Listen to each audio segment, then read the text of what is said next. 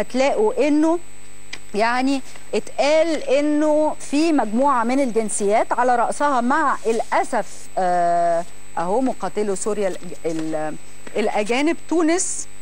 في الطليعه، والمفروض انه في 3000 شخص من تونس راحوا يحاربوا بجانب داعش. مفروض انه في الاجمالي في 11000 مقاتل اجنبي مسلم دخلوا سوريا، في 2500 شخص، وفي 1500 شخص من المغرب، وفي 800 شخص من فرنسا. وزي ما احنا عارفين كان ديفيد كاميرون قال انه هيسحب باسبورتات 500 شخص تم رصدهم بانهم عندهم باسبورتات بريطانيه، وانه هيسحب هذه الباسبورتات البريطانيه لترددهم على تركيا وسوريا والعراق بشكل مستمر.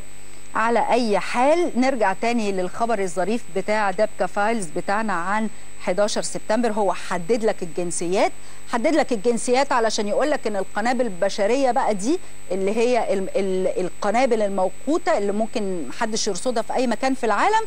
هي مستنيه فقط انك تدوس على الزرار وهي هتفرقع، وانه في تكهنات بانه تم زرعها بالفعل في اجسام بعض الجنسيات. ولو بصينا على الجنسيات اللي هم راصدينها في دبكا فايل هيقول لك انهم بلجيك وامريكان وفرنساويين وانجليز والمان، وكل دي حاجات ظريفه جدا جدا جدا جدا. ويجي بقى في الاخر يقول لك انه في معلومات استخباراتيه وصلت بكل ده لمجموعه من الدول، مما دفع العاهل السعودي بانه يحذر امريكا والغرب بان